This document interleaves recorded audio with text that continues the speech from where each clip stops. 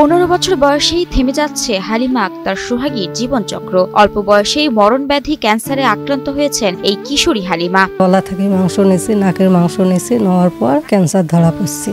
বিষণ্ণ চোখে মুখে শূন্য দৃষ্টিতে ঘরে বসে আছে কিশোরী সোহাগী। ক্যান্সার যেন ঘিরে ধরেছে ছোট্ট এই মেয়ের বেঁচে থাকার স্বপ্নকে। ক্যান্সার শোনার পর আমার অনেক ভয় লাগছে, যেন আমি ভাবছিলাম হয়তো আমি বাঁচবো না। কুড়িগ্রাম সদর উপজেলার ঘোগাদহ ইউনিয়নের ভেলার ভিটা গ্রামের গার্মেন্টস কর্মী হাজের আলী ও সজিনা বেগমের দুই ছেলে মেয়ের মধ্যে ছোট মেয়ে হালিমা আক্তার সোহাগী। গত 5 মাস পূর্বে তার শরীরে ধরা দেয় ক্যান্সার। এই সমস্যাটা আমার যাবতীয় 5 মাস থেকে রানিং 5 মাস চলতেছে। পরীক্ষা নিরীক্ষা করার পর আমার অসুখ আরো বাড়লো। রংপুরে চিকিৎসা করানোর পর রংপুরে ধরা পড়ে যে আমার ক্যান্সার হয়েছে।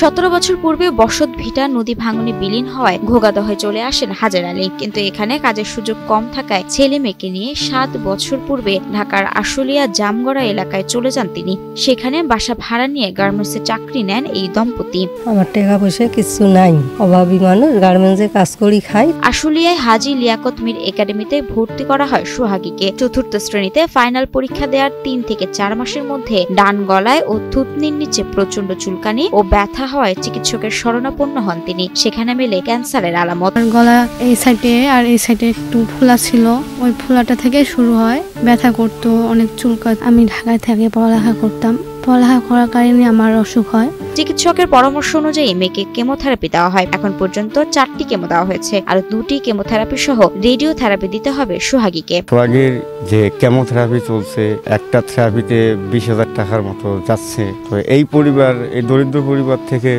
সোহাগী চিকিৎসার জন্য এত টাকা পাবে কোথায়? হিরন আরও মিনারেল ওয়াটার মাত্র 50 পয়সায় প্রতি লিটার।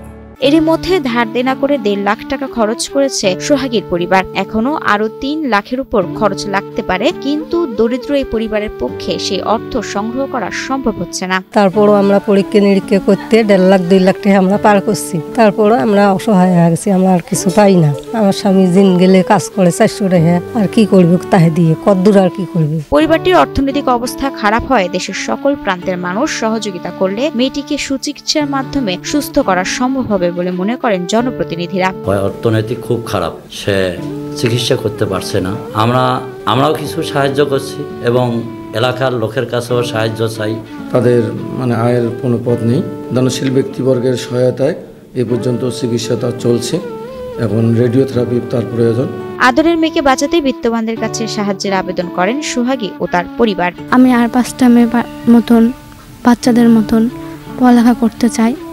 আপনারা সবাই আমাকে সাহায্য করবেন, যাতে যেন আমি পড়ালেখা করতে পারি, আমার চিকিৎসাটা যেন হয়, আমি যেন বেঁচে থাকতে পারি, আর 5টা মেয়ে আর 5টা বাচ্চাদের মতন যেন এই পৃথিবীর আলো দেখতে পারি, আবার বেঁচে থাকতে পারি। আমার মেয়ের জীবনটা বাঁচাতে হবে। ভাই বন্ধু আত্মীয় স্বজন সবার কাছে আমি কিছু সাহায্য চাই।